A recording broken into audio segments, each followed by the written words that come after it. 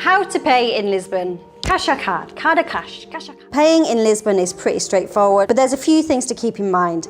In the main tourist areas like Baixa, Chiado and Belém, credit cards and debit cards are widely accepted, so you don't have to worry about carrying a ton of cash.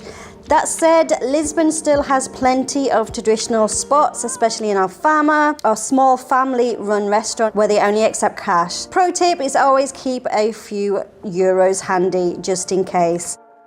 As for tipping, it's not a huge thing in Portugal. You won't get the side eye if you don't leave one, but if you had a great service, it is a really nice gesture. Wages are low and tax is high in Portugal, so any spare cash that you can provide to a local is appreciated. Also, ATMs are easy to find, so you don't need to carry a wallet bursting with cash. One thing to note is that there are two types of ATM machines in Lisbon.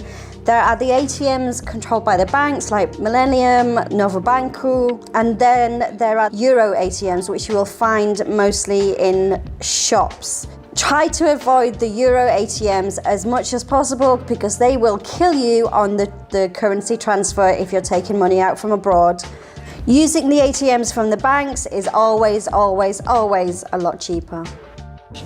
How expensive is Lisbon? Lisbon is the best kind of friend. It's fun, stylish and easy on the wallet. Compared to other European capitals, it's surprisingly affordable for outsiders, making it perfect for travellers who want a great experience without breaking the bank. You can grab a tasty bifana sandwich or a couple of delicious pastel de natas for just a few euros.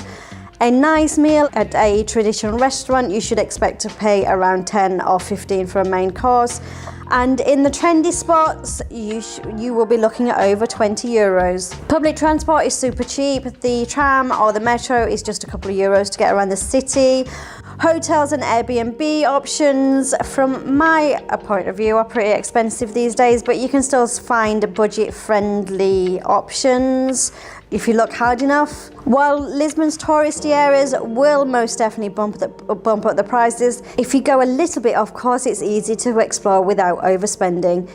In short, if you go off the beaten track, you can find a champagne experience on a lemonade budget.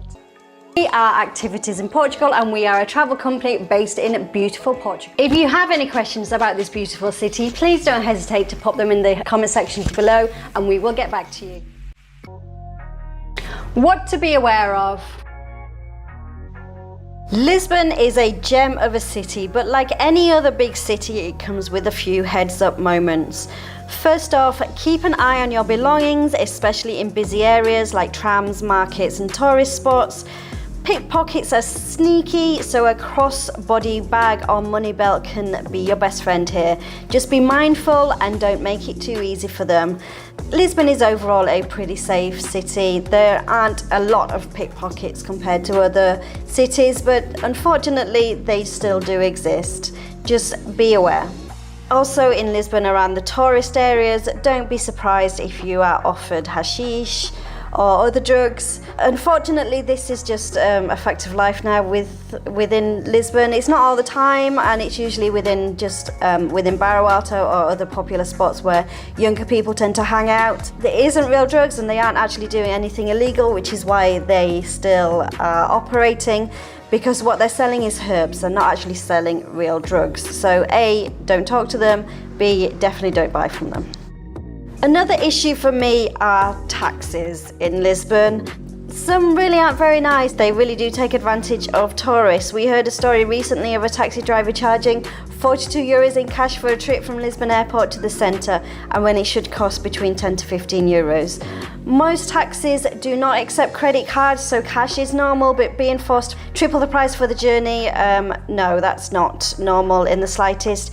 If you're going to take a taxi, please make sure that they put their meter on. It's illegal for them to operate without that meter operating. The meter is not on their phone, it is a meter within the cab. Also, our advice is take an Uber or Bolt. It's just easier, it's quicker, it's cheaper, and they're more pleasant. Other than that, Lisbon is very much a very safe city. And with a little bit of street smarts, you're in for a great adventure. How to get around. Getting around Lisbon is a breeze and it's all part of the fun, so start your adventure with the iconic tram 28. It's like a roller coaster ride through the city's history. Lisbon Metro is sleek and efficient, perfect for zipping around town. Just grab a rechargeable Via Viagem card for easy peasy travel. Buses and ferries are also a fantastic way to see the city from different angles. Lisbon buses are efficient, clean and on time. Uber and Bolt are handy for longer distances if you have to take a taxi, which we advise to be the last option. But make sure that the meter's running, but always check before you hop in and ask for an estimated fare. You can also hop on a tuk-tuk. Again, you're going to be in the same situation. They might try and overcharge you, so always double check the price before you hop in. Lisbon is a super small city in comparison to other European cities. You can actually walk from one end to the other in around 2 hours. However, you're going to hit some hills. Enjoy the ride and keep an eye on all your stuff and you will be cruising through Lisbon like a pro.